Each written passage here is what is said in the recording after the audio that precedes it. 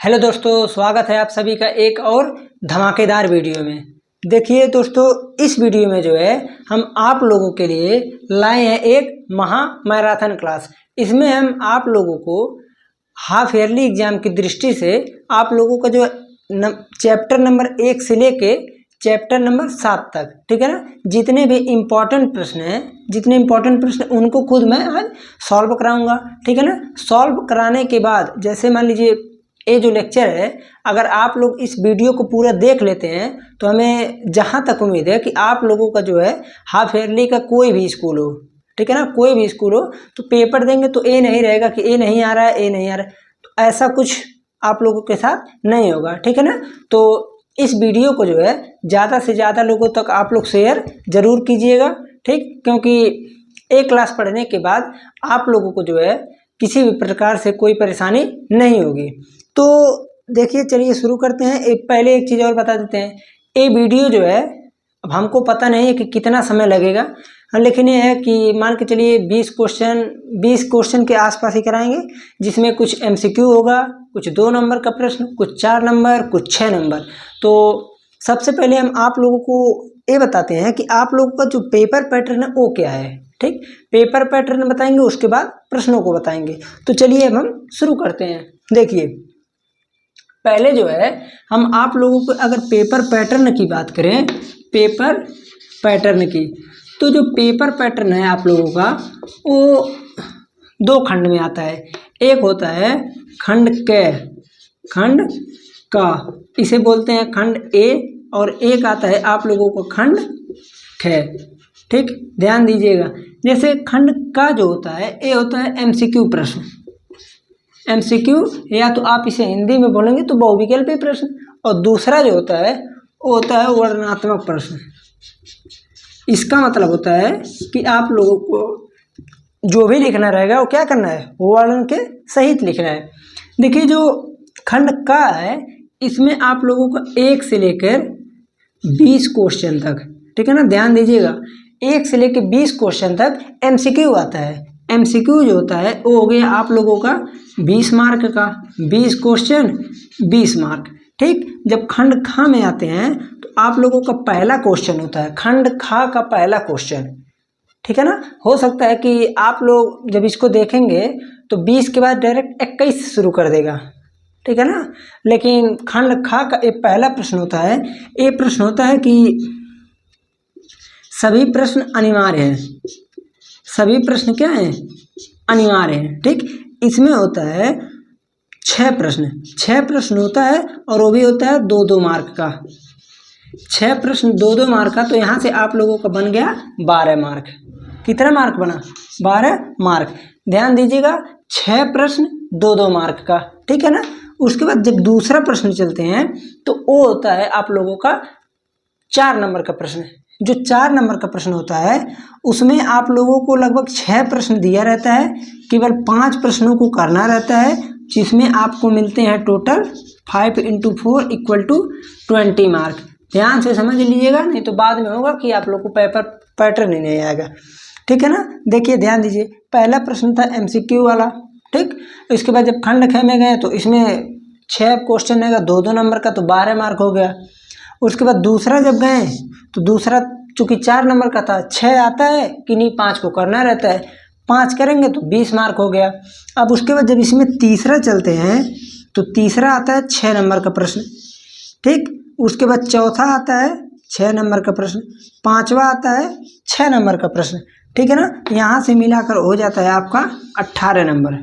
अब उसके बाद देखिए पेपर पैटर्न जो 20 मार्क यहाँ से मिल गया, 20, 12, 32, और यहाँ से 32 और 52, 18, 52, 70, ठीक। तो 70 का नंबर आपका पेपर होता है, 30 नंबर मिलता है आपको स्कूल की तरफ से, ठीक। तो आप लोगों का पेपर पैटर्न यही है।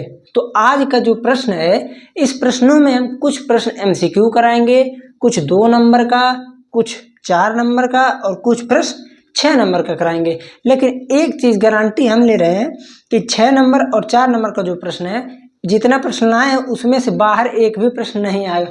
देखिए बाहर कहने का मतलब आप लोग समझिएगा, जैसे कुछ लोग ये कहेंगे कहीं अंक बदल गया तो बुक दिए बाहर, ऐसा कुछ नहीं है। मॉडल सब कुछ वही रहेगा, अंक बदल सकता है, हम पहले ही पढ़ाने से पहले ही बता दे रहे हैं आप लोगों को, ठीक है ना। तो अब चलिए शुरू करते हैं। देखिए पहला क्वेश्चन जो दिया है 1 नंबर में MCQ में बन सकता है। यहाँ से जो क्वेश्चन बनेगा, अब हमें नहीं कहेंगे यही बनेगा, हो सकता है कि 2 घात वाला आ जाए, 1 घात वाला आ जाए।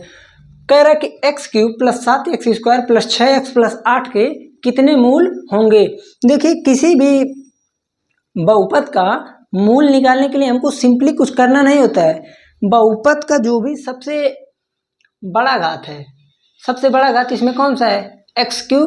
किसी भी चर राशि पर सबसे बड़ा जो घात होता है वही होता है बहुपद की सबसे बड़ी घात, और बहुपद की जितनी बड़ी घात होती है उतने ही शून्य होते हैं या उतने ही मूल होते हैं। तो इसका सिंपली सही उत्तर हो जाएगा 3 मूल। ओके, ये था आप लोगों का पहला प्रश्न, ठीक है ना। अब हम इसके आगे चलते हैं। अब आगे चलने से पहले अगर आप लोग इस चैनल पर पहली बार आए हैं तो चैनल को सब्सक्राइब जरूर कीजिए और बेल आइकन को भी प्रेस कर लीजिए ताकि आगे आने वाले वीडियो का नोटिफिकेशन आप तक सबसे पहले पहुंचे, और अपने फ्रेंडों के साथ शेयर जरूर कीजिए, ठीक है ना। इसको पढ़ने के बाद आप लोगों का कोई कन्फ्यूजन अगर है तो आप लोग कमेंट में उसे जरूर बताइए, ठीक। अब चलते हैं हम अगले प्रश्न पर।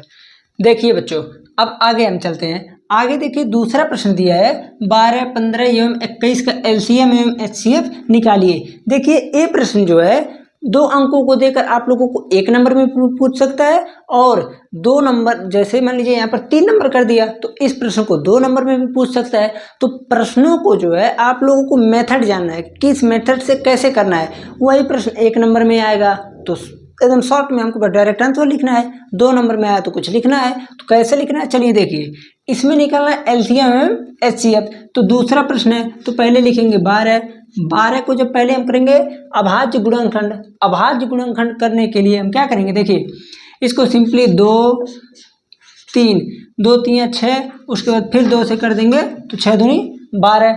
अब कुछ लोग कहेंगे नहीं 2 पहले आएगा, तो चलिए भाई 2 को हम पहले कर देते हैं, यहाँ 3 आ गया। अब फिर 15 को इसी प्रकार करेंगे तो यहाँ से देखिए आ जाएगा 5 × 3, ठीक। अब 21 को लिखेंगे तो यहाँ से आ जाएगा ऐसा कि 7 × 3। हम ऐसा ही क्यों लिखे हैं अभी आप लोग तुरंत समझ जाएंगे। देखिए जब इसका HCF निकालेंगे तो चूंकि HCF होता है कि किसी भी, जैसे मान लीजिए किसी भी संख्या में जब देखेंगे 2 लोगों में तो सबसे छोटा उभयनिष्ठ पार्ट जो होता है वही होता है HCF। तो उभयनिष्ठ पार्ट इसमें कौन सा है, देखिए तीनों में क्या मिल रहा है 3, तो इसका HCF हो गया 3। जब लेंगे LCM तो LCM हो जाएगा सिंपली, देखिए यहाँ से 2 फिर 2 फिर 3 फिर 5 फिर 7। अब यहाँ से देखिए 2 दूनी 4 3 12 25 60, और यहाँ से हो जाएगा 6 7 42 420। देखिए ये था आप लोगों का LCM HCF निकालने के लिए। तो LCM HCF सिंपली हम लोग क्या किए, निकाल लिए। अब कभी कभी इसी प्रश्न को थोड़ा और ब्रॉड कर देगा तो उसमें क्या कह देगा कि इसको प्रूव कीजिए। प्रूव करना क्या है, अब इसमें एक फार्मूला हम आप लोगों को लिखवाए थे, LCM × HCF = 2 संख्याओं या दोनों संख्या का गुणनफल, दोनों संख्या का गुणनफल। मैं जब पढ़ा रहा था तो आप लोगों से कुछ इम्पॉर्टेंट टर्म इसके बारे में बताया था कि ये जो फार्मूला है ये ओनली 2 के लिए मान्य है, 2 संख्या रहेगा तभी मान्य है, 3 संख्याओं के लिए मान्य नहीं है। क्यों नहीं मान्य है, मैंने इसको एकदम डिटेल अपने लेक्चर में बताया हुआ है। तो अगर आप लोग डिटेल जानना चाहते हैं तो लेक्चर को जाकर देख लीजिएगा, और वैसे भी इस वीडियो के डिस्क्रिप्शन में हम पूरे प्लेलिस्ट को ही डाल देंगे, आप लोग वहाँ से देख लीजिएगा जो वीडियो मन करेगा आप लोगों को। अब आते हैं तीसरे प्रश्न पे।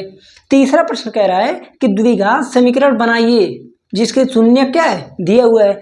देखिए चूंकि द्विघात समीकरण का बनाने का एक फार्मूला होता है, फार्मूला क्या है, x² - शून्यकों का योगफल। शून्यकों का योगफल का मतलब होता है अल्फा प्लस बीटा। तो यहाँ से हम लिख देंगे alpha plus beta, x - alpha into beta. Alpha beta क्या है, अल्फा बीटा किसी भी द्विघात समीकरण के 2 मूल हैं, एक को अल्फा एक को बीटा। चलिए पुट करते हैं, x² - अल्फा कितना है -3। अब बीटा कितना है 2x माइनस, ये माइनस क्यों आया, क्योंकि फार्मूले में है। यहाँ अल्फा जो है देखिए -3 और इंटू 2, ठीक है ना। अब यहाँ से हम क्या करेंगे, सिंपली लिख देंगे x² माइनस 1x, देखिए माइनस माइनस मिल के हो जाएगा प्लस, मल्टीप्लाई हो तो यहाँ से हो जाएगा +6, फिर यहाँ से आएगा x² प्लस x प्लस का 6, ठीक है ना।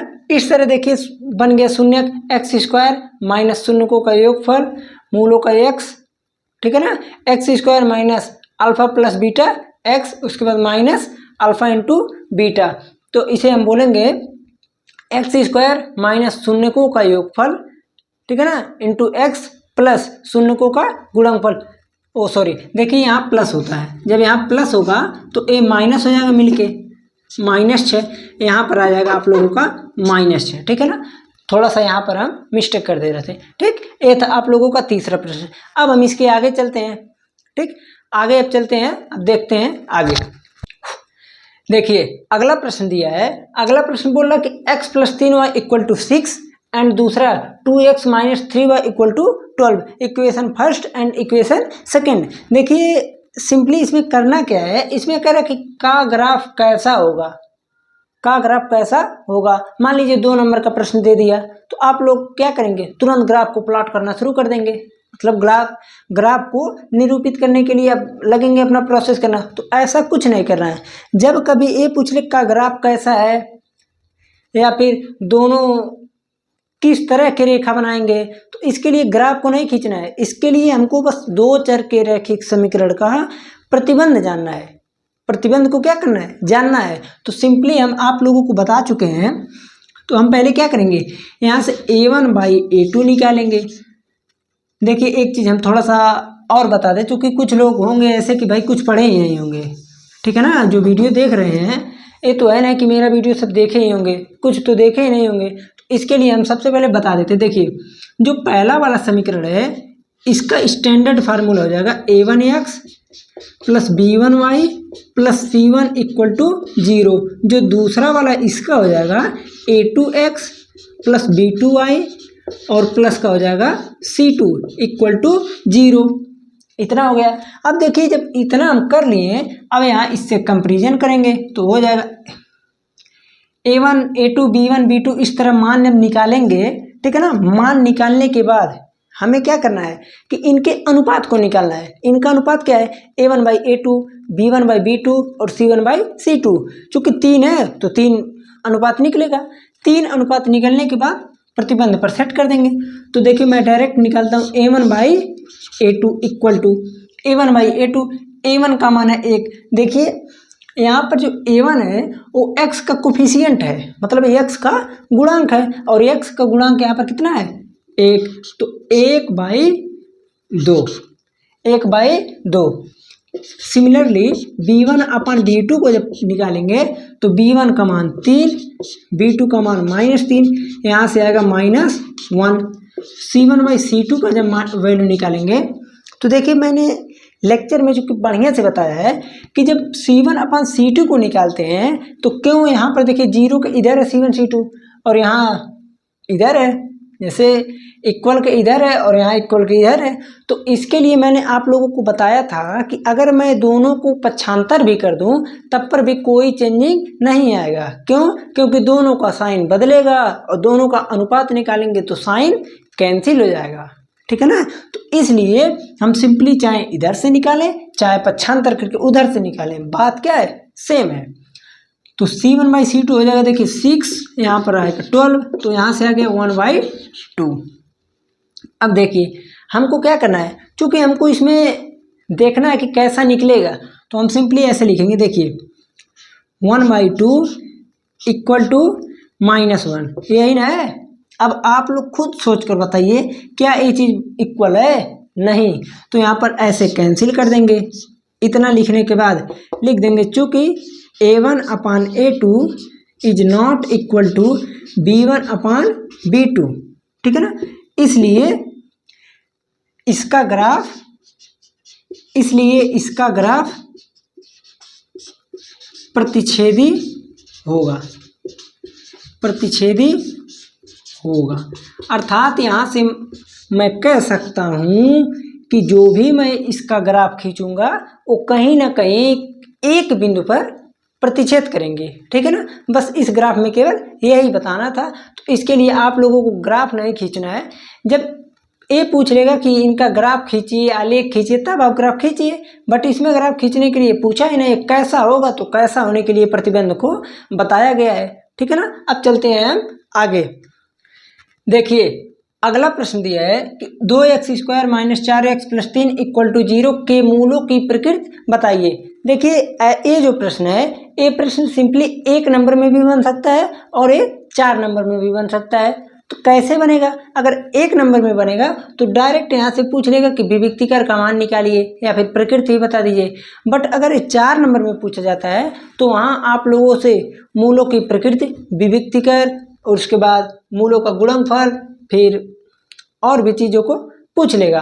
तो बट यहाँ पर हमको बताना क्या है, मूलों की प्रकृति बताइए। तो देखिए प्रकृति बताने के लिए हमने आपको एक फार्मूला बताया था। अब फार्मूला क्या था, पहले फार्मूला को जानते हैं। देखिए फार्मूला होता है D = B² - 4AC। अब यहाँ भी हम क्या करेंगे, पहले इसके स्टैंडर्ड फार्मूले से कंपैरिजन करेंगे और स्टैंडर्ड फार्मूला होता है ax² + bx + c = 0। अब देखिए a की वैल्यू 2, b की वैल्यू -4 और यहाँ से c की वैल्यू आ गई 3। अब हम क्या करेंगे, कंपैरिजन। और कंपैरिजन करने के लिए कंपैरिजन करेंगे भी किससे, मानक रूप से। मानक रूप से किए तो a, b और c की वैल्यू मिल गई। अब क्या करना है, पुट कर देना है। d की वैल्यू आ जाएगी, देखिए -4 का स्क्वायर -4 इंटू a की वैल्यू 2 इंटू c की वैल्यू 3, 4 का वर्ग 16 माइनस। अब यहाँ पर देख रहे हैं तो आ रहा है -24। यहाँ से कितना आया, -8 d। देखिए इतना तो आ गया, d का मान कितना है, -8। अब यहाँ पर कंक्लूजन क्या निकलेगा, यानी क्या निष्कर्ष निकलेगा। तो निष्कर्ष निकालने के लिए मैंने आप लोगों को 3 कंडीशन बताया था, ठीक है ना। अब देखिए तीनों कंडीशन हम नहीं बताएंगे। क्यों नहीं बताएंगे, क्योंकि मैंने ये सब बताया हुआ है। अब अगर इस तरह पूरे बताते हुए चलेंगे तो बहुत ज़्यादा लंबा वीडियो हो जाएगा, ठीक है ना। देखिए कंडीशन यहाँ पर आ गया कि d क्या है, d = 0, ठीक। जब d = 0 होता है तो मूलों की जो प्रकृति होती है, मूलों की प्रकृति जो होती है वो होती है काल्पनिक और ऋणात्मक। काल्पनिक और ऋणात्मक, काल्पनिक और ऋणात्मक, ठीक। ये था आप लोगों का 5 नंबर प्रश्न। सिंपली क्या पूछा था, मूलों की प्रकृति पूछा था। अब हम चलते हैं अगले प्रश्न पर। देखिए प्रश्न दिया है कि AP 10, 15, 25 ... 31वां पद ज्ञात कीजिए। देखिए मैंने आप लोगों को जब समांतर श्रेणी बताया था तो उसमें बताया था कि इस चैप्टर में ओनली 2 ही चीज़ है, एक है पद और एक है पदों का योगफल। यहाँ पर पद पूछा है और पद निकालने का सिंपली एक फार्मूला आप लोगों को बताया था मैंने कि an = a + n - 1 into d। अब देखिए a क्या है, फर्स्ट टर्म को a बोलते हैं, a की वैल्यू आ गई 10। n क्या है, जो चीज पूछा रहता है 31वां पद, तो n की वैल्यू 31। d क्या है भाई, d का मान सिंपली a2 - a1। दूसरे पद में से पहला पद घटा देंगे तो a2 - a1। यहाँ से आ गया 15 - 10, तो इसका वैल्यू कितना आ गया, 5। अब क्या करेंगे, देखिए अब हम इस फार्मूले में पुट करेंगे तो a n की वैल्यू 31, तो a 31 = a + n - 1 into d। यहाँ से आ गया 10 + 30 इंटू 5। यहाँ से आ गया 10 + 150। अब यहाँ से आ गया कितना, 160, ठीक। आप लोगों का था ये 31वां पद, ठीक है ना। अब हम चलते हैं अगले प्रश्न पर। देखिए अगला प्रश्न दिया है कि 1 से 50 तक की सम संख्याओं का सम संख्याओं का योगफल होगा। तो देखिए मैंने पिछले प्रश्न में बताया आप लोगों को टर्म निकालने के लिए, बट इसमें मैं बताऊंगा कि योगफल निकालने के लिए। सिंपली देखिए योगफल का फार्मूला होता है SN equal to n/2 2a plus n-1 into D. देखिए इतना हो गया। अब हम यहाँ पर इसमें क्या करेंगे, अगर मैं मान लो इसका AP बनाऊं, क्योंकि बिना AP के निकलेगा नहीं। अगर मान लीजिए मैंने AP बनाया तो AP क्या बनाऊंगा, देखिए कह रहा कि 1 से 50 तक की सम संख्याओं का, 1 से 50 तक की सम संख्याओं का, और सम संख्या शुरुआत होती है भाई 2 से। सम संख्या का यानी 2 4 6 8, 2 से अगर शुरू हो रही है 2 4 6 ... 50। अब आप लोगों में से कुछ लोग ऐसे होंगे जो n की वैल्यू को 50 पुट कर देंगे, और ये गलत भी है। क्यों गलत है, क्योंकि ये तो टर्म लिखा है 50 तक, ये क्या है n की वैल्यू नहीं है। n की वैल्यू हमें निकालनी पड़ेगी। कैसे, देखिए ये है आपका 50वां पद, तो यहाँ से लिखेंगे, मैं डायरेक्ट, अच्छा चलिए लिख देता हूँ, an equal to a plus n-1 into D से हम क्या करेंगे, पहले n को निकालेंगे। an मतलब जो लास्ट टर्म है वो 50 है, तो यहाँ पर हो जाएगा 50 इक्वल टू 2, a की वैल्यू 2 लिख देते हैं भाई। चलिए a का मान 2, d का मान 2, यहाँ से 2 प्लस n-1 इंटू 2, इसको घटाएंगे तो 48 इक्वल टू n-1 इंटू 2 से इसको काटेंगे तो आएगा भाई 24। अब यहाँ से क्या आएगा, देखिए अब यहाँ सिंपली करना है, 2 से कैसे काटे हैं, इंटू में डिवाइड हो जाएगा। अब लिखेंगे हम n-1 इक्वल टू 24, n की वैल्यू क्या आ गई 25। अब आप लोग का दिमाग खुलेगा, हाँ ये तो सही बात है, 25 सम होगा और 25 विषम होगा, यही तो हुआ, 25 सम और 25 विषम। हम डायरेक्ट भी कर सकते थे, हाँ ठीक है 25 होता है, बट किसको पता होता है, निकालिए तो सही, पहले सबूत रहना चाहिए। अब हम क्या करेंगे, अब इसमें पुट कर देंगे n की वैल्यू 25, तो 25/2, 2 इंटू 2, 25 माइनस 1 2, यहाँ से कितना आया, देखिए 25/2 4 प्लस 24 इंटू 2, भाई 25 में से एक जाएगा 24, और 24 दूना 48 आ गया यहाँ पर। अब यहाँ पर सिंपली क्या करेंगे, देखिए 25 इंटू 48 4 52 को जब 2 से काटेंगे तो बचेगा 26। अब इसका मल्टीप्लाई करेंगे तो चूंकि 25 का वर्ग होता है 625 में 25 को जोड़ देंगे तो आएगा 650, ठीक है ना, 650 इसका आ गया आंसर, ठीक है ना। अब हमें लगता है कि आप लोग ऐसा प्रश्न अगर कभी भी आ जाए तो आप लोग उसको तुरंत कर लेंगे, ठीक है ना। अब हम चलते हैं अगले प्रश्न पर। देखिए अगला प्रश्न जो दिया है इसमें सिंपली क्या करना है, 2 इक्वेशन दिया है और कह रहा है कि प्रतिस्थापन विधि से सॉल्व कीजिए। देखिए मैं आप लोगों को बता देना चाहता हूँ कि आप लोगों का जो है चूंकि वज्र गुणन निकल गया है और विलोपन विधि बहुत शार्ट है, बहुत छोटा विधि है, तो विलोपन विधि इस तरह नहीं पूछेगा। विलोपन विधि पूछने का तरीका अलग है, कोई सवाल के माध्यम से विलोपन पूछेगा, अभी आगे हम बताएंगे। बहुत मैंने लिखा है प्रश्नों को, बहुत ज़्यादा प्रश्न लिखा है, ठीक है ना। उतना अगर बता देंगे तो फिर ये जान लीजिए कि पेपर एकदम आराम से मौज से जाइए, देकर चले आइए, ठीक है ना। बस ध्यान से देखिएगा। और आप लोगों का जो प्रतिस्थापन विधि मैं बता दे रहा हूँ, विलोपन में अगर डाउट होगा, किसी को नहीं आता है तो चैनल पर जाकर आप लोग देख सकते हैं वहाँ से। तो चलिए अब हम इसको बताते हैं प्रतिस्थापन विधि से। देखिए प्रतिस्थापन विधि इसका नाम क्यों पड़ा है, क्योंकि इसमें किसी एक समीकरण से किसी भी वैल्यू को निकाल कर, किसी भी का मतलब चाहे x चाहे y, किसी भी वैल्यू को निकालकर दूसरे इक्वेशन में पुट कर देते हैं, इसीलिए इसे बोलते हैं प्रतिस्थापन, ठीक। तो हम सिंपली क्या करेंगे, किसी भी एक इक्वेशन से, तो मैंने समीकरण नंबर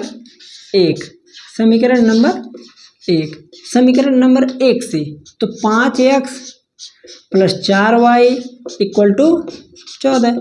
अब यहाँ से हम किसका मान निकाल सकते हैं, या तो x या तो y, या तो x या तो y।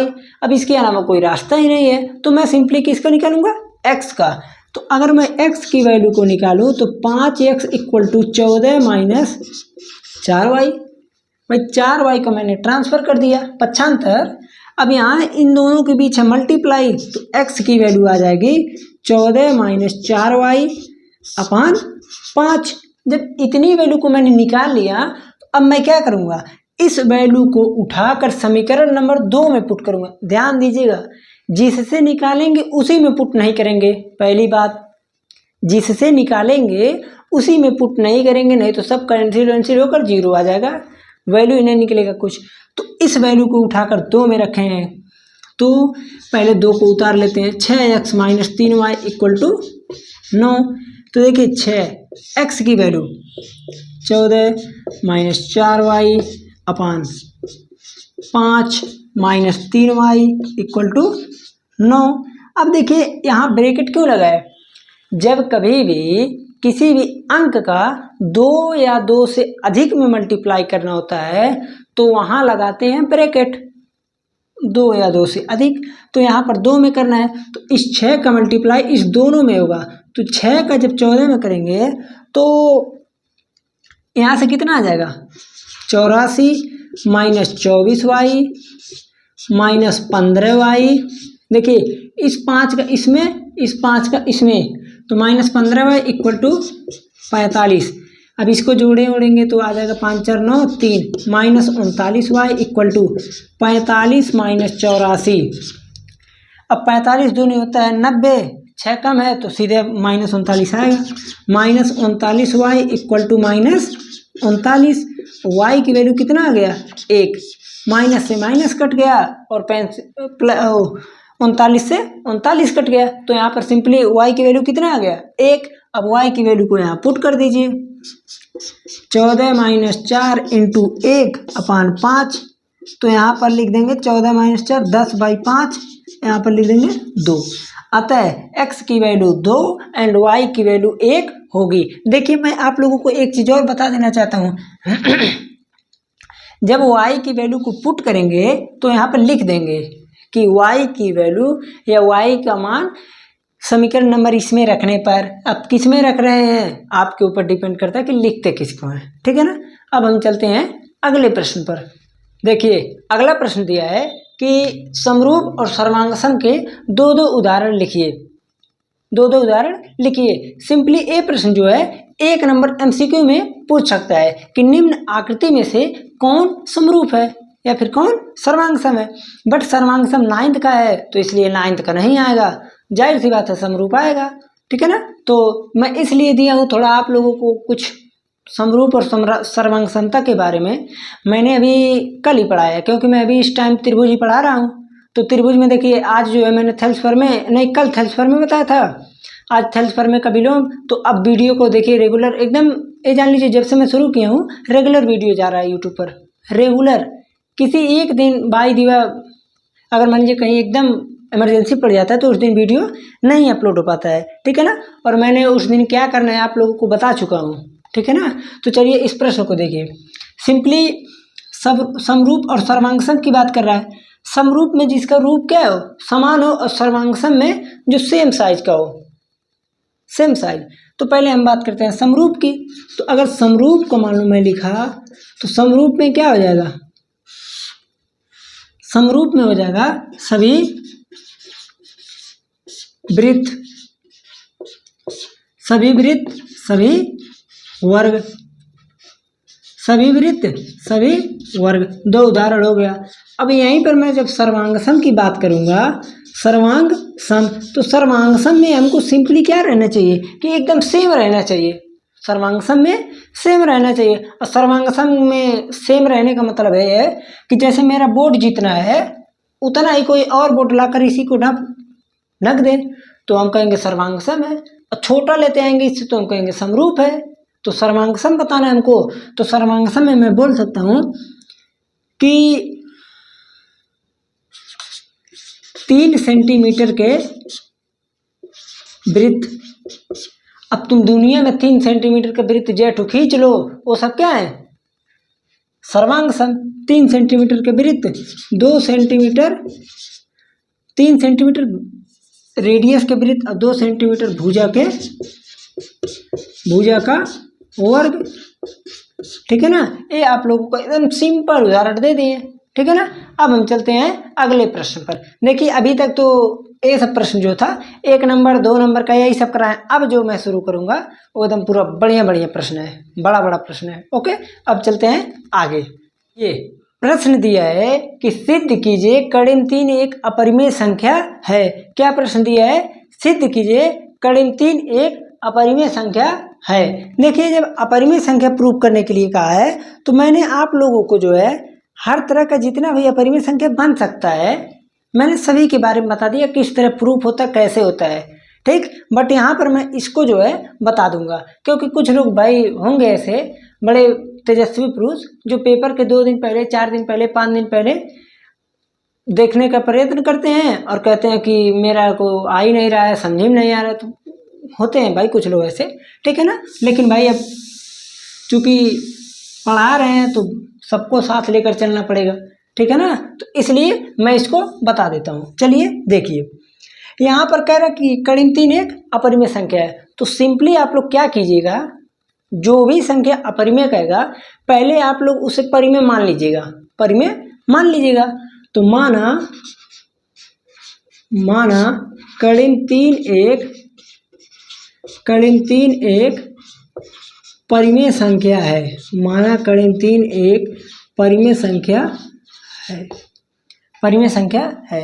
अब आप लोगों को पता होगा कि परिमेय संख्या को p/q के रूप में लिख सकते हैं या a/b के रूप में लिख सकते हैं। मैं यहाँ सिंपली a/b लूंगा। तो लिखेंगे कि परिमेय संख्या को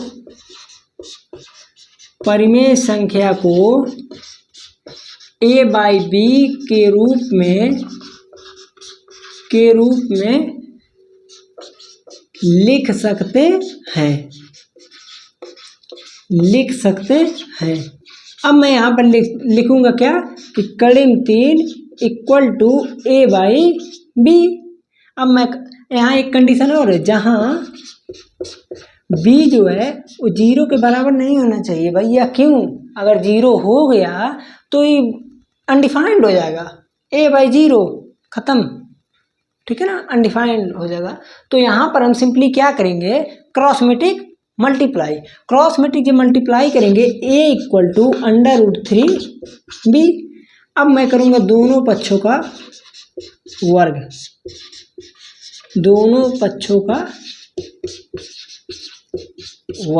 जब मैं दोनों पक्षों को वर्ग करूँगा तो a² equal to 3b², a² equal to 3b²।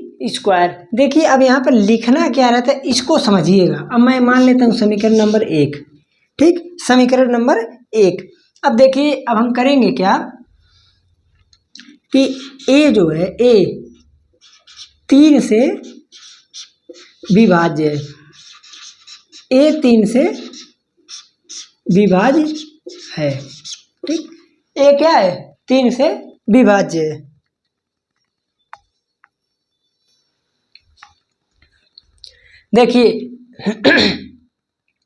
देखिए यहाँ क्या बोले मैंने कि a जो है 3 से विभाज्य है। अगर a 3 से विभाज्य है तो मैं बोल सकता हूँ कि a² भी 3 से विभाज्य होगा। क्यों होगा? क्योंकि यहाँ पर देखिए 3 को मैं डिवाइड में ले आ सकता हूँ, तो लिख सकता हूँ कि a² 3 से विभाज्य होगा, a² 3 से विभाज्य है, ठीक है ना। a² 3 से विभाज्य है। मैंने इतना एकदम सिंपली लिख लिया। अब क्या करेंगे, अब मैं लिखूंगा कि अतः a इक्वल टू 3c लेने पर, a इक्वल टू 3c लेने पर आप लोग क्या कीजिएगा, जो यहाँ रूट में पूछा है उसी को 3 से हमेशा लीजिएगा, हमेशा। 3 पूछा है, √3 पूछा है 3 लीजिए, √5 पूछा है 5 लीजिए, ठीक है ना। तो 3 से जब लेंगे तो देखिए a का मान 3 से हो जाएगा, तो यहाँ से हो जाएगा a² इक्वल टू 9c²। अब मैं यहाँ से क्या लिख सकता हूँ, अब आप लोग ध्यान दीजिएगा, a 3 से विभाज्य है, ठीक है ना।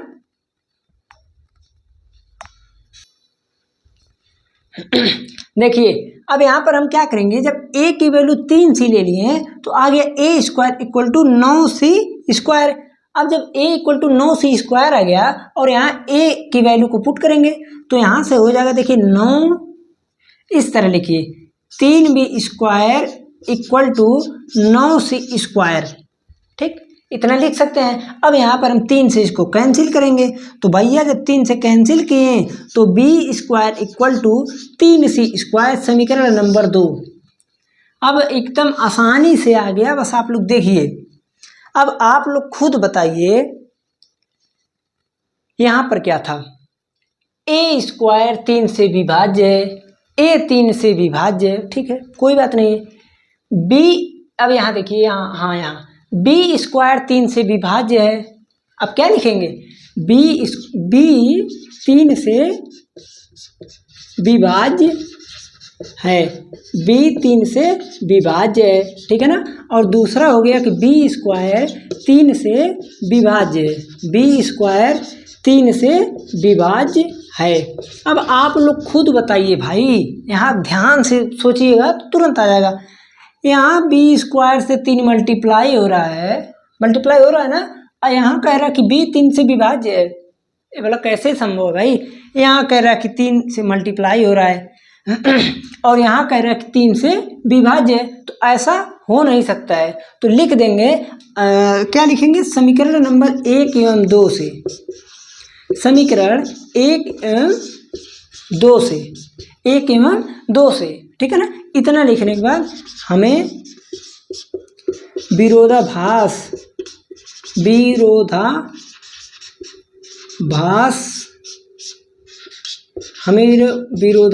प्रतीत होता है कि हमने माना था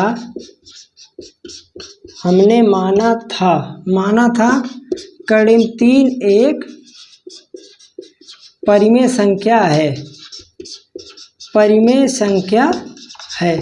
हमने यही ना माना था कि कड़िम 3 एक परिमेय संख्या है, लेकिन कड़िम 3 एक अपरिमेय संख्या है। देखिए ये प्रश्न जो है आप लोगों को हाफ ईयरली में 4 नंबर में भी मिल सकता है, और जब 6 नंबर का देखेंगे तो उसमें भी आ सकता है, ठीक है ना। हम ये नहीं कह सकते कि नहीं आएगा। और अगर देखा जाए बोर्ड एग्जाम की बात, तो बोर्ड एग्जाम की बात अगर देखा जाए तो बोर्ड एग्जाम के पेपर में ये आ सकता है। ये बहुत ज़्यादा इंपॉर्टेंट प्रश्न है। सिद्ध कीजिए कड़िम 3, और कड़िम 3 ही अधिकतम पूछता है क्योंकि सबसे छोटा इसी को पाया है, इसी को छाप कर उठा कर दे देता है। कड़िम 3 इसलिए आप लोगों के पेपर की दृष्टि से, चाहे बोर्ड पेपर देखा जाए, चाहे प्री बोर्ड को देखा जाए, चाहे हाफ ईयरली को देखा जाए, ये प्रश्न जो है बहुत ज़्यादा इंपॉर्टेंट प्रश्न है। इसलिए मैं इसको दोबारा से बताऊँ, नहीं तो मैं एक बार बता चुका हूँ लेक्चर में। ओके, अब मैं चलता हूँ अगले प्रश्न पर। देखिए अगला प्रश्न दिया है कि पिता की आयु पुत्र की आयु की 5 गुनी है, ठीक। 10 वर्ष पश्चात या 10 वर्ष बाद पिता की आयु पुत्र की आयु की 3 गुनी हो जाती है, तो दोनों की आयु ज्ञात कीजिए।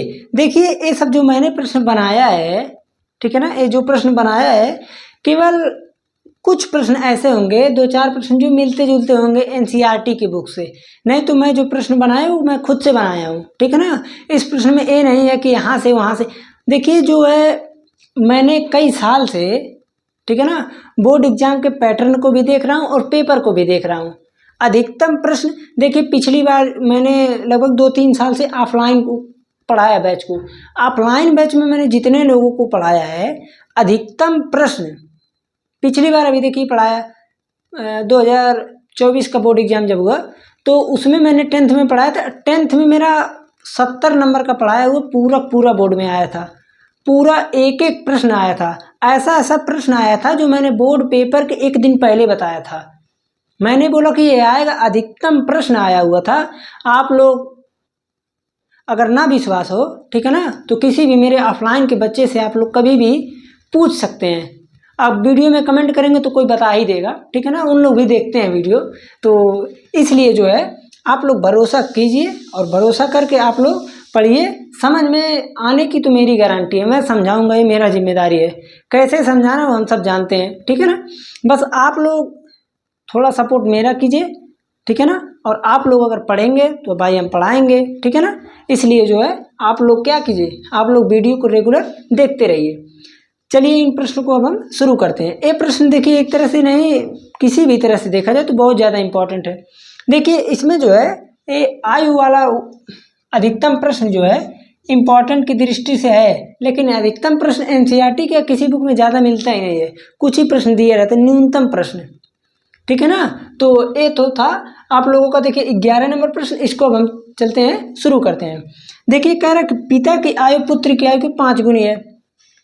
मैंने आप लोगों को बताया था कि किसी भी सवाल को करने का तरीका कहाँ से करना है। जैसे इस सवाल में क्या चीज़ पूछा है, दोनों की वर्तमान आयु, दो पूछा है, दोनों की पहले मानते हैं। माना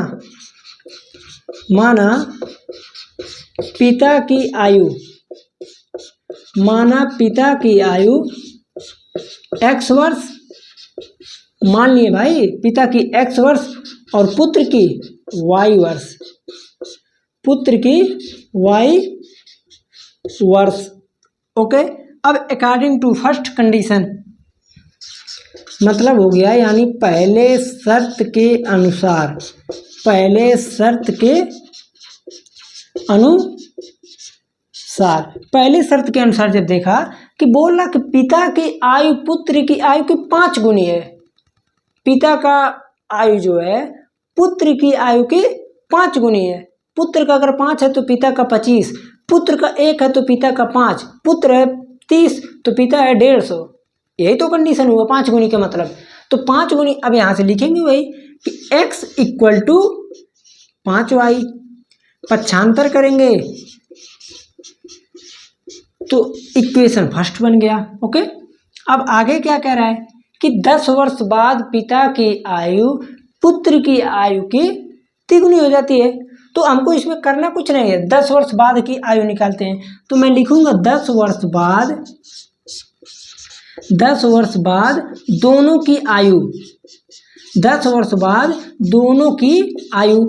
जब मैं 10 वर्ष बाद दोनों की आयु को निकालूंगा, भाई अभी बताइए मेरा उम्र मान लीजिए इस समय 18 साल है, 10 साल बाद कितना हो जाएगा 28 साल। आपका उम्र मान लीजिए आपको 15 साल है तो 10 साल बाद 25 हो जाएगा।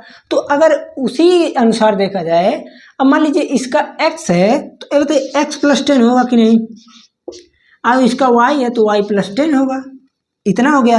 अब हम इसमें लगाएंगे दूसरी कंडीशन को। अब क्या रहा है तो पहले लिख देते हैं भाई, नहीं तो दूसरी शर्त के अनुसार, दूसरी शर्त के अनुसार, दूसरी शर्त क्या कह रहा है कि पिता की आयु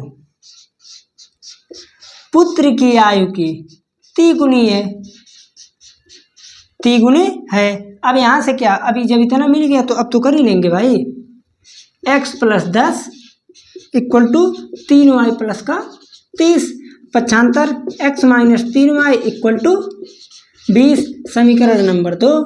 अब दोनों को विलोपन विधि से सॉल्व कीजिए।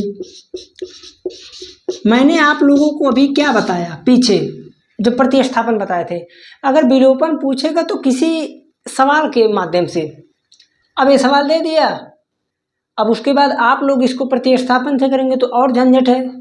अब विलोपन से करना है तो डायरेक्ट इसको घटा दीजिए, ये कैंसिल हो गया, ए हो गया 2y इक्वल टू 20, y की वैल्यू आ गया 10, और y की अगर 10 है तो यहाँ कह रहा सिंपली कह रहा कि 5 गुनी, तो x इक्वल टू 5 गुना 10 50 वर्ष, 50 वर्ष। अब आप लोग करेंगे क्या, यहाँ हिंदी में लिखना पड़ेगा, ठीक है ना।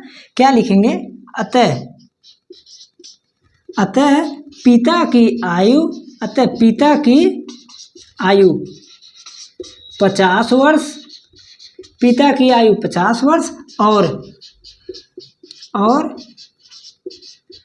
पुत्र की आयु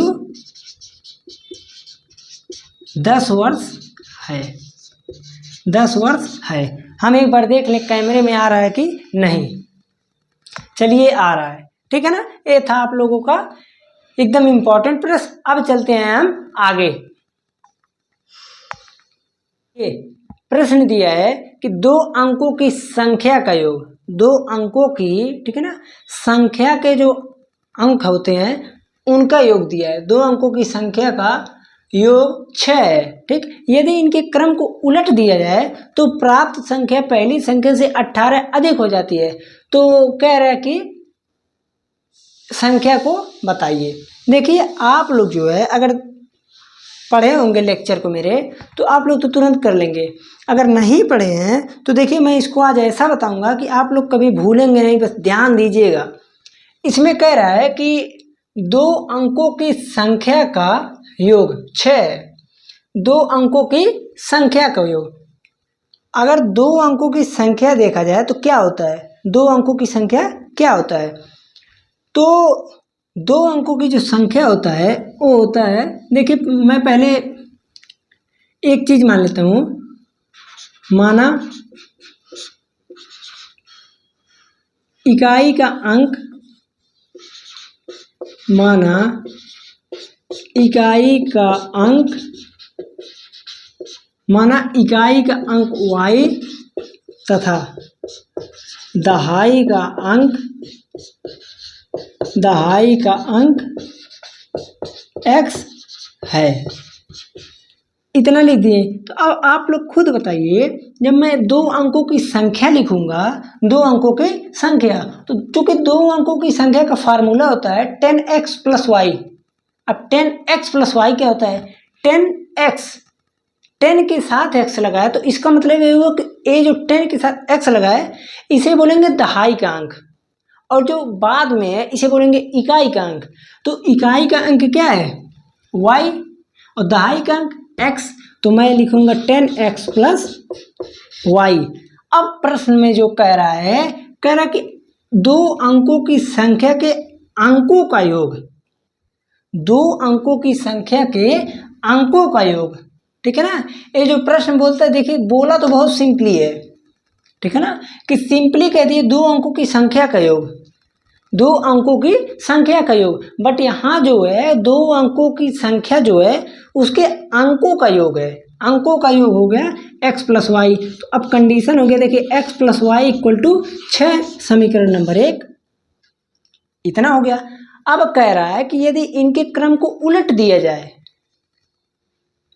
भाई देखिए 10x प्लस वाई है, क्रम को उलट दें, 10y प्लस x कर दें, तो प्राप्त संख्या यही मिल रही है, पहली संख्या से 18 अधिक हो जाती है, 18 अधिक हो जाती है। या तो इसमें हम 18 जोड़ दें या तो इसमें से 18 घटा लें, तो मैं इसमें से 18 घटा लेता हूँ। अब ये दोनों हो गया इक्वल, यहाँ से क्या हुआ 10x minus x plus y minus 10y equal to आ गया -18, ठीक है ना।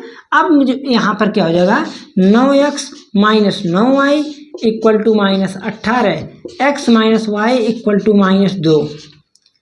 ठीक, जब कोई भी समीकरण में किसी भी अंक से कटने लायक है तो उसको हम लोग सिंपली काट सकते हैं। ठीक, अब यहाँ से हो गया 2 समीकरण मिल गया, दोनों समीकरण को समीकरण नंबर 1 और 2 को क्या करेंगे, सॉल्व करेंगे।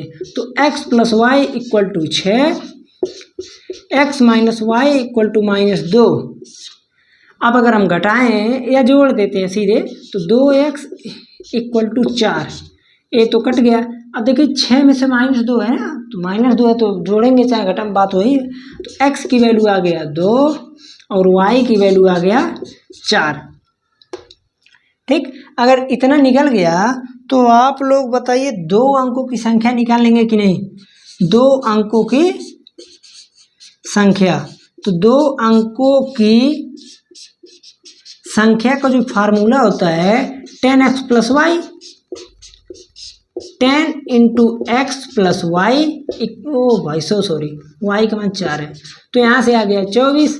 अब इनके क्रम को उलट दीजिए तो 42, अब 42 24 का 18 होता है, 42 और 24 का अंतर होता है 18।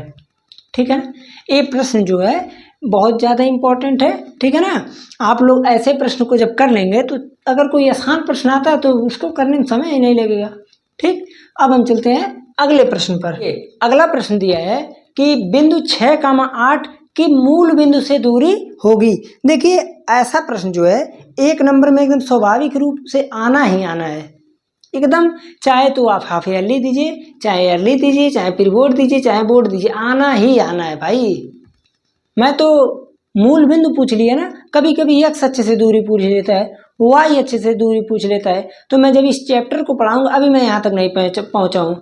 क्यों नहीं पहुँचा हूँ? क्योंकि मुझे अभी 1 सवा महीने हुआ है सिलेबस को स्टार्ट किए हुए, और 1.25 महीने में मैं 5वां चैप्टर एकदम मस्त से पूरा क्वेश्चन बताते हुए आ गया हूँ, ठीक है ना। और वीडियो भी ज़्यादा लंबा चौड़ा नहीं है, लेकिन आज का वीडियो लंबा चौड़ा होगा भाई, तो आप लोग देख लीजिएगा, ठीक। तो अब देखिए यहाँ पर कह रहा है कि 6,8 की मूल बिंदु से दूरी होगी। तो मूल बिंदु से दूरी, तो पहले मूल बिंदु का निर्देशांक, तो लिखेंगे क्या? मूल बिंदु का निर्देशांक, मूल बिंदु का निर्देशांक, मूल बिंदु का निर्देशांक होता है 0,0। अब एक बिंदु और आ गया 6,8। तो जब इतना आ गया तो चूंकि दूरी का फार्मूला होता है √x2 - x1 का whole square plus y2 - y1 का होल स्क्वायर। अगर x2 - x1 है होल स्क्वायर है तो आप x1 - x2 लिख सकते हैं, माइनस आएगा तो माइनस का स्क्वायर पॉजिटिव आ जाएगा। तो अब हम क्या करेंगे, ठीक है ना। अब देखिए यहाँ पर रखेंगे x2 x1 को ले लेते हैं हम 6 और y1 को ले लेते हैं 8 और इसको मान लेते हैं x2 y2। अब यहाँ देखिए x2 - x1, तो x2 है 0, 0 - 6 का स्क्वायर प्लस y2 0 - 8 का होल स्क्वायर, यहाँ से आ गया -6 का स्क्वायर प्लस -8 का स्क्वायर, 6 का स्क्वायर 36, 64 √100, यहाँ से आ गया 10 मात्रक। मैं आप लोगों को एक फार्मूला बताना चाहता हूँ, जब कभी भी मूल बिंदु से दूरी पूछे, मूल बिंदु से दूरी पूछे तो आप डायरेक्ट वहाँ फार्मूला यूज करेंगे कि दूरी d = √x² + y²। दूरी का फार्मूला है, जब मूल बिंदु से कभी पूछ ले, ध्यान दीजिएगा भाई, मूल बिंदु तो हमेशा फार्मूला लिखेंगे x² + y²। ये आप लोग इसको ध्यान में बैठा लीजिएगा, ओके, ठीक। अब हम चलते हैं अगले प्रश्न पर। देखिए अगला प्रश्न दिया है, कह रहा कि x अक्ष पर वह बिंदु ज्ञात कीजिए जिसके लिए क्या है, इन दोनों बिंदुओं से समदूरस्थ है। पहले तो आप लोग ये जानिए समदूरस्थ होता क्या है। जैसे मैं कोई आप लोगों को उदाहरण दूं, जैसे मान लीजिए मैंने आप लोगों को उदाहरण एक दूरी के माध्यम से मैं देता हूं। जैसे मान लीजिए आप लोग दिल्ली जानते होंगे और मान के चलिए आप लोग बिहार जानते होंगे, ठीक।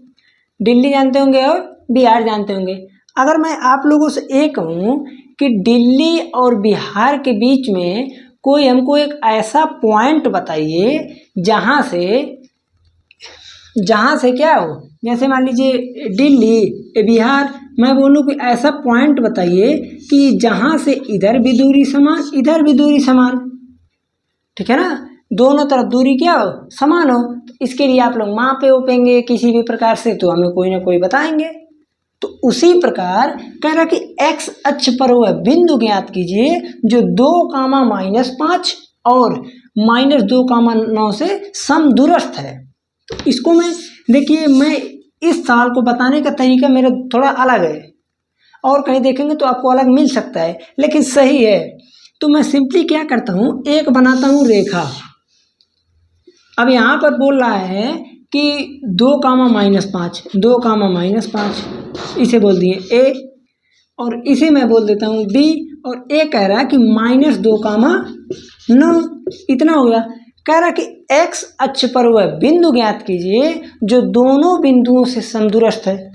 x अक्ष पर, अब पहले आप इसको समझिए, x अक्ष पर का मतलब क्या है।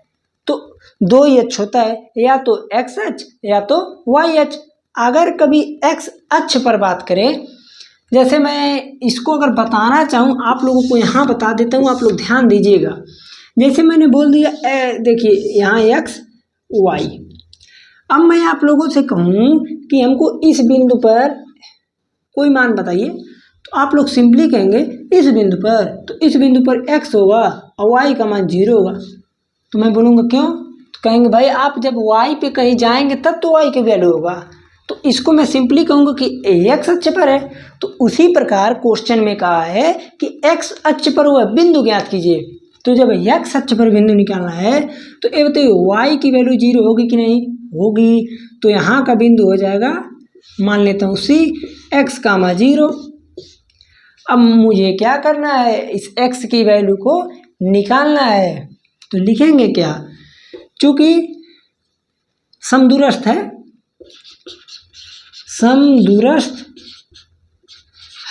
समदूरस्थ है भी भाई, इसमें क्वेश्चन में दिया ही है, तो इसलिए क्या आ जाएगा, दूरी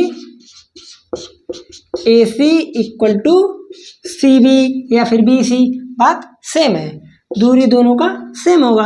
अब AC की जब दूरी निकालेंगे तो मैं यहाँ फार्मूला नहीं लिखने वाला हूँ पहली बात, तो सिंपली यहाँ से हो जाएगा x minus 2 x2 minus x1 का होल स्क्वायर, 0 माइनस माइनस 5 का whole square equal to under root CB।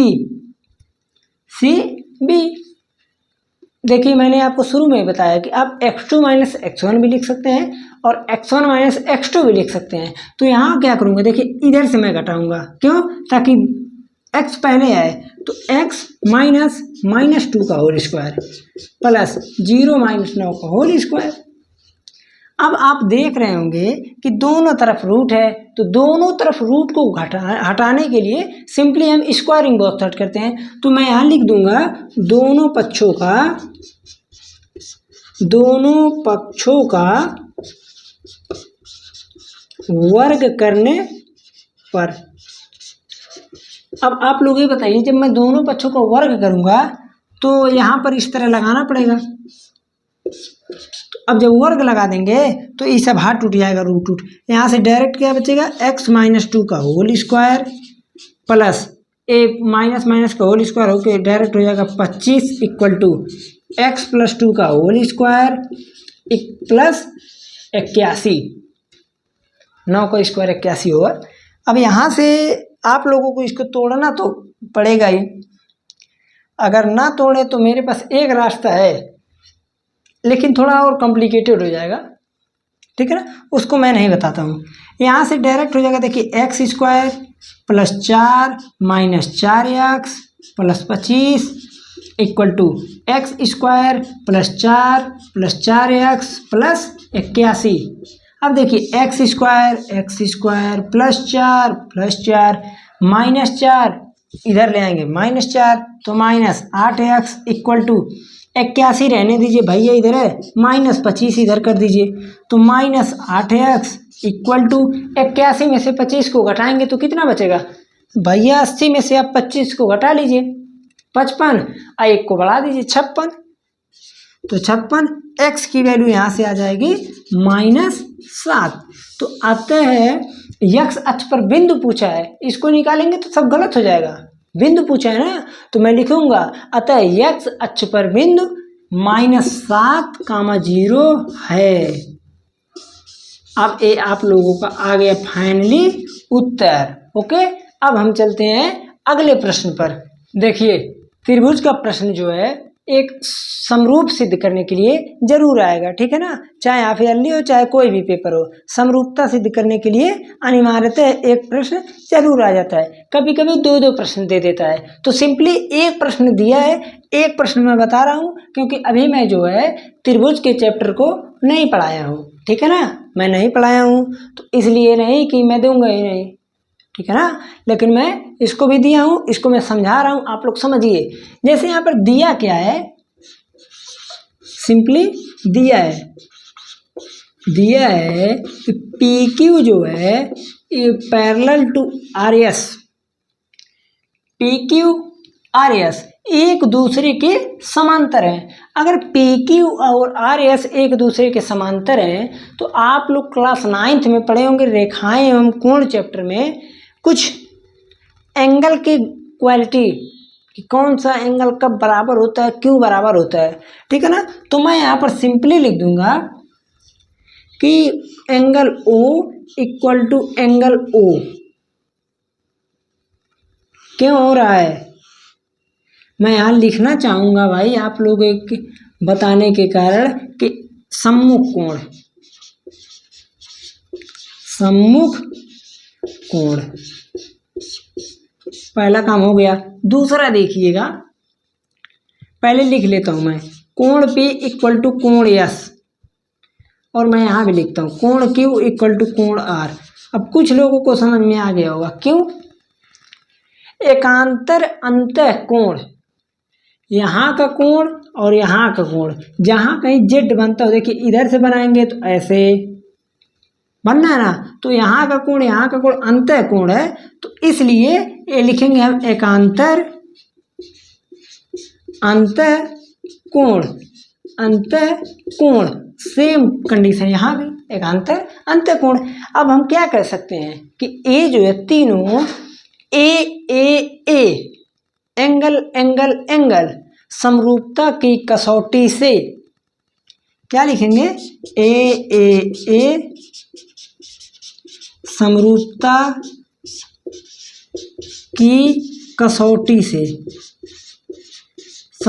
की कसौटी से क्या है, त्रिभुज त्रिभुज POQ समरूप त्रिभुज ROS या SOR बस इति सिद्धम।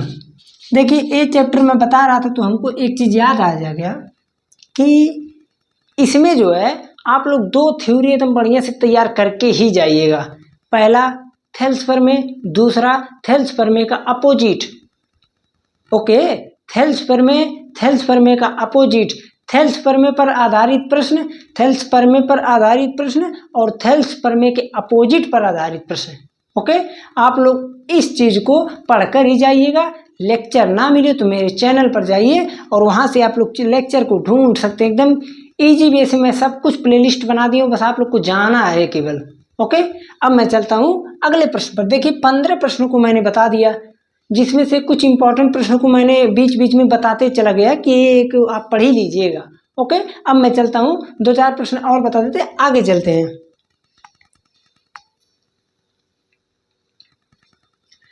देखिए 16 नंबर प्रश्न दिया है एक रेलगाड़ी के, ठीक है ना, चाल की वृद्धि को लेकर। और ये प्रश्न जो है आप लोग देखेंगे इसमें केवल एक चीज पूछा है।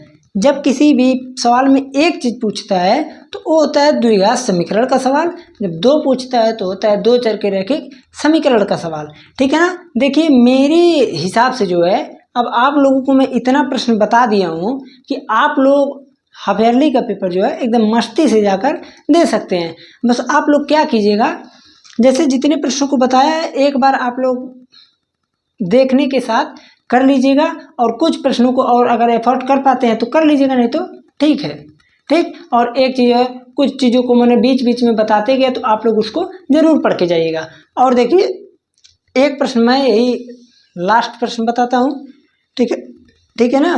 देखिए क्योंकि अभी लगभग रात के 11 बजने वाले हैं, ठीक, तो इसलिए जो है अब ज़्यादा समय जागना भी उचित नहीं है। क्योंकि मेरे पास जैसे 160 के लिए एक बच्चे ने मैसेज किया कि पेपर आने वाला है वंश, तो मैंने बोला ठीक है, मैराथन क्लास चला, तो इसलिए मैंने इस क्लास को बना दिया। तो अब यहाँ से क्या है, आप लोग जो है आप विश्वास करके बस आप लोग पढ़ना स्टार्ट कीजिए, उसके बाद तो फिर मेरे भरोसे छोड़ दीजिए। पेपर का आंसर जो भी आप लोग कहेंगे, जो भी आप लोगों को डाउट हो कमेंट में बता दीजिए, उसके बाद उसके हिसाब से मैं सब कुछ करने के लिए तैयार हूँ, ठीक। अब देखिए मैं इस प्रश्न को बताता हूँ। पहले क्या कह रहा है कि जो चीज पूछा है रेलगाड़ी की प्रारंभिक चाल, तो माना रेलगाड़ी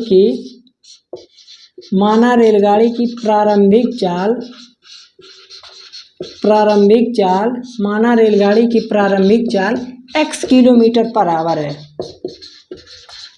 x किलोमीटर पर आवर है। अब आप लोग एक फार्मूला पढ़े होंगे, समय इक्वल टू दूरी बाई चाल। दोनों कंडीशन में आप लोग देख रहे होंगे दूरी नियत है, दूरी नहीं कोई परिवर्तन हुआ है। तो दूरी जब नियत है तो मैं दूरी को सिंपल लिखूंगा 120। क्यों ऐसे लिखूंगा अभी आपको पता चल जाएगा। 120 ही लेकर चलिए, ठीक है, एक ही लेकर चलिए। कह रहा कि 120 है, प्रारंभिक चाल को मैंने x मान लिया तो a हो गया x। फिर कह रहा कि वही दूरी है, अब लेकिन मैंने 10 को बढ़ा दिया, अब जब बढ़ा दिया तो पहले मान लीजिए मैं कहीं जा रहा हूँ, धीरे धीरे जा रहा हूँ तो मेरे को 3 घंटा लग रहा है। मैंने अपने चाल में ही 10 किलोमीटर की और वृद्धि कर ली और तेज चलने लगे, तो मैं देख रहा हूँ कि भाई मैं तो 1 ही घंटे में पहुँच गया, तो मेरे को 2 घंटा कम समय लगा। इसके मतलब पहले वाले में से दूसरे वाले को घटा दिए, तो वही काम यहाँ करेंगे, घटा दिए और कह रहा है 2 घंटा कम समय लेती है। बस अब करना क्या है, इस चीज़ का मल्टीप्लाई इसमें, तो 120x 1200 minus 120x upon x² plus 10x equal to 2, ए दोनों हो गया कैंसिल। अब यहाँ से क्या, x² plus 10x equal to, ध्यान दीजिएगा इस 2 से 1200 कट जाएगा, 600, x² plus 10x minus 600 equal to 0। अब आप लोग इसका खंड बनाएंगे तो आप लोग इसके आगे सॉल्व करेंगे। तो मैंने आप लोगों को जब गुणनखंड बता रहा था तो बताया था कि गुणनखंड का महत्व कितना है, तो इसलिए आप लोग अब क्या करेंगे, चलिए मैं बता ही देता हूँ। तो पहले देखिए x² प्लस इसका खंड जब बनाएंगे तो 30 माइनस 20 का बनेगा, 30 माइनस 20 x माइनस 600, यहाँ से बन जाएगा देखिए x² plus 30x minus 20x minus 600। अब यहाँ से क्या होगा, देखिए x को common x plus 30 minus 20 common x plus 30। अब दोनों जगह x प्लस 30 है तो x प्लस 30 कॉमन आ गया, तो बचेगा क्या x माइनस 20, दोनों को एक एक बार 0 के बराबर। तो जब इसको बराबर करेंगे तो आएगा माइनस 30, इसको करेंगे तो आएगा 20। अब आप लोग खुद बताइए, चाल कभी माइनस में हो सकता है? नहीं, तो इसलिए जो है चाल सिंपली हो जाएगा 20 किलोमीटर पर आवर। रुकिए देख ले कैमरे में आ रहा है कि नहीं, हाँ ठीक है। तो अब यहाँ से लिख देंगे, अतः रेलगाड़ी की प्रारंभिक चाल, अतः रेलगाड़ी की प्रारंभिक चाल 20 किलोमीटर पर आवर। ठीक, ये था आप लोगों का 16 नंबर प्रश्न। अब इसी प्रश्न पे आज हम समाप्त करते हैं। देखिए हम आप लोगों को एक चीज़ और बताना चाहते हैं, आप लोग समझ सकते हैं कि एक एक प्रश्न को बोर्ड पर लिखना, फिर इसे मिटाना और सॉल्व करना कितना ज़्यादा मेहनत का कार्य होता है। मैं लगभग शुरू किया हूँ वीडियो 9 बजे से शुरू किया हूँ, लगभग 9 बजे से शुरू किया हूँ और 11 बज गया है, ठीक है ना। आप लोग देख सकते हैं कि मैं 2 घंटा लग गया, 2 घंटे से निरंतर हूँ। और उसमें जो है अभी देख कर मैं बताता हूँ, देखिए वीडियो का अंतराल अभी लगभग 1 घंटे के आसपास होगा। ठीक, वीडियो जैसे क्वेश्चन बताने के बाद वीडियो पॉज करके फिर उसके बाद करना, लिखना, मिटाना, ये बहुत मेहनत का कार्य होता है, ठीक है ना। इसलिए जो है आप लोग जितना हो सके उतना ज़्यादा सपोर्ट कीजिए और जो है जितने बच्चों तक शेयर कर देंगे वही मेरा बस इनाम होगा, मुझे और कुछ नहीं। बस आप लोग जितने बच्चों के पास शेयर करेंगे, बच्चे अब जितना ज़्यादा पढ़ेंगे, हमसे जितने ज़्यादा बच्चे जुड़ेंगे हमें उतनी ही खुशी होगी। बस आप लोग शेयर दबा कर कीजिए और उसके बाद मेरे चैनल पर आने के बाद, ठीक है ना, आप लोगों को कहीं और भटकने की कोई आवश्यकता नहीं है। मैथ को लेकर आप लोगों के अंदर से भय एकदम निकाल ना दूँ तो फिर कहना क्या। ठीक, आप लोग बस एक काम कीजिए, वीडियो आप देख रहे हैं तो रेगुलर देखिए, ये नहीं 10 दिन पढ़े छुट्टी 1 महीना, ऐसा नहीं। ठीक, देखिए तो रेगुलर देखिए, उसके बाद आप लोग मैथ में क्या है बढ़िया नंबर लाएंगे। ओके, अब हम चलते हैं, बाय।